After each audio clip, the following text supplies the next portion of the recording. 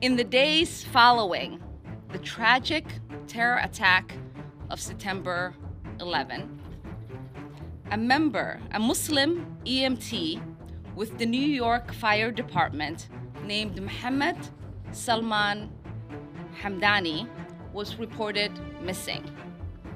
His mother, Talath, desperate to find her son, appealed directly to the President of the United States. But instead of receiving assistance or sympathy, she received suspicion. Federal law enforcement came to his home and confiscated photos. Local law enforcement put up wanted flyers for him. Their member of Congress interrogated them, saying Salman could be detained if found. The media swarmed their home with one tabloid headline reading, "Missing or hiding," under a photo of Salman. 6 months later, Salman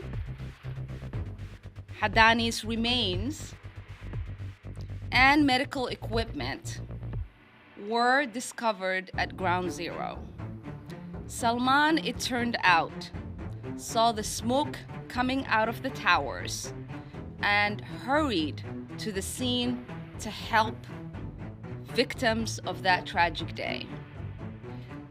After 6 months, his name was finally cleared and he was recognized as the hero he was.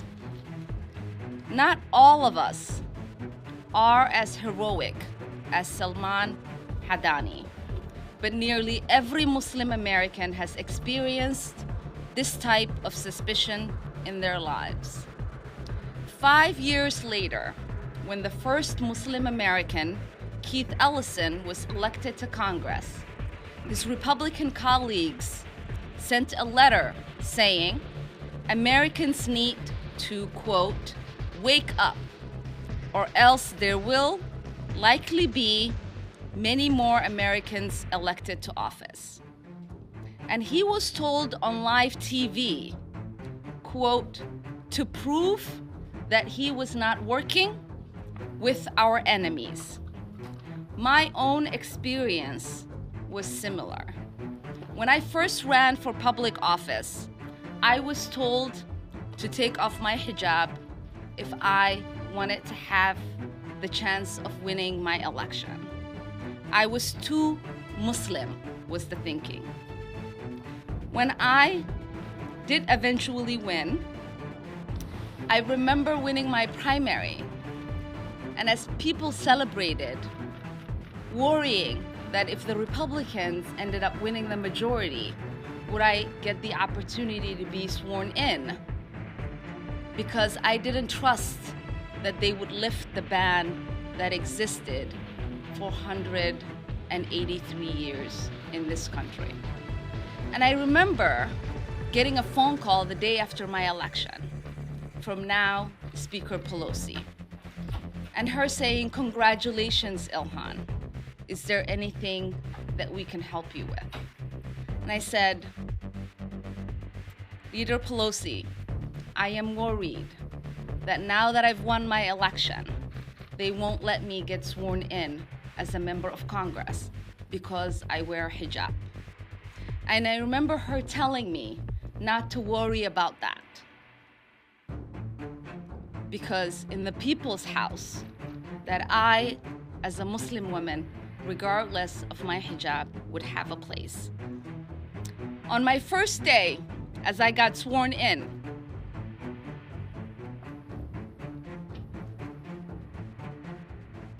my then colleague, Stephen King, claimed another member said of my hijab that there might be 4 pounds of C4 under it that would wipe out half of Congress.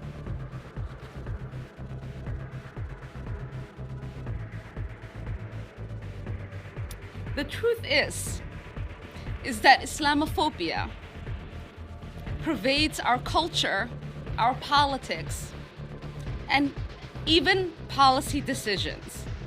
Cable news hosts, leading politicians in the Republican Party routinely spout hateful rhetoric about a religion that includes a diverse group, more than 1 billion peaceful worshippers around the world. This includes falsely claiming Muslims want to replace the Constitution and implement Sharia law, portraying Muslims as inherently violent, suggesting that Muslim women are oppressed and that Muslims hate other religions.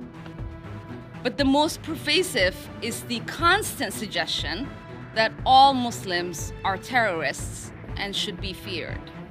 So when a sitting member of Congress calls a colleague member of the Jihad squad and falsifies a story to suggest that I will blow up the Capitol, it is not just an attack on me, but on millions of American Muslims across this country. We, of course, know that this isn't the first incident.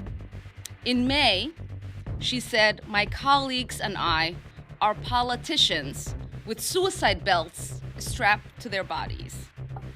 She asked if Congresswomen and I should register as foreign agents, invoking a hateful dual loyalty trope.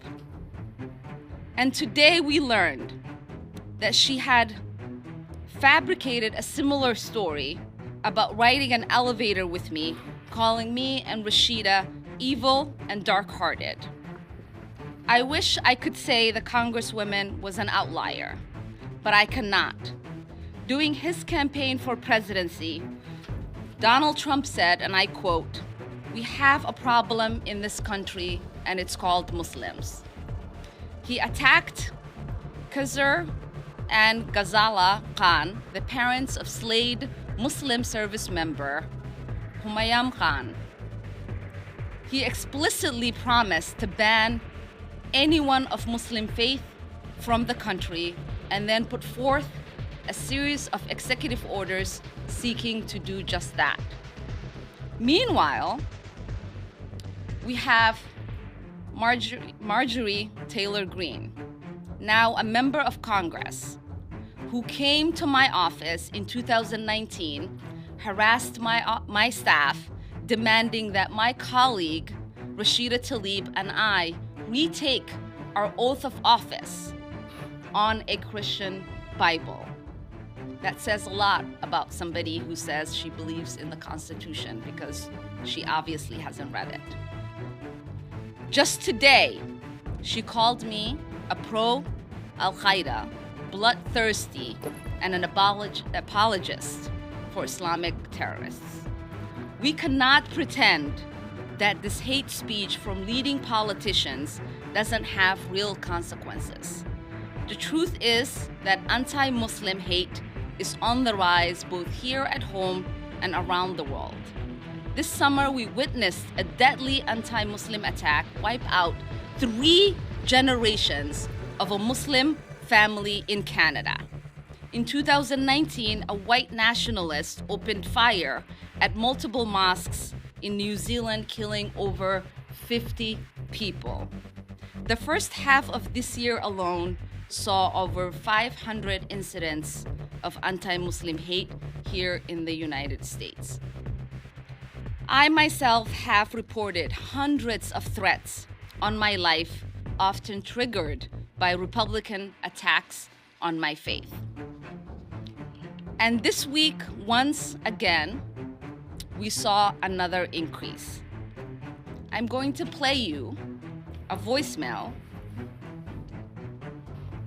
that we received hours after I got off the phone with Representative Boebert after she posted her video. We see Muslims saying nigger bitch. We know what you're up to. You're all about taking over the country. Don't worry, there's plenty that will love the opportunity to take you off the face of the fucking earth. Come get it, bitch, you fucking Muslim piece of shit, you jihadist. We know what you are. You're a fucking traitor. You will not live much longer, bitch. I can almost guarantee you that we the people are rising up, and you will be tried for a military tribunal, and you will be found guilty. For those of you who did not hear it very well, let me read you what the voicemail says. We see you, sand N-word bitch. We know what you are up to. You are all about taking over our country. Don't worry, there is plenty that would love the opportunity to take you off the face of this effing earth. Come get it. But you are effing Muslim piece of shit. You are jihadist. We know what you are. You are effing traitor, and you will not live any longer.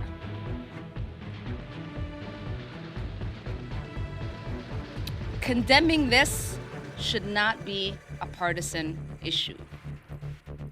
This is about our basic humanity and fundamental rights of religious freedom enshrined in our Constitution.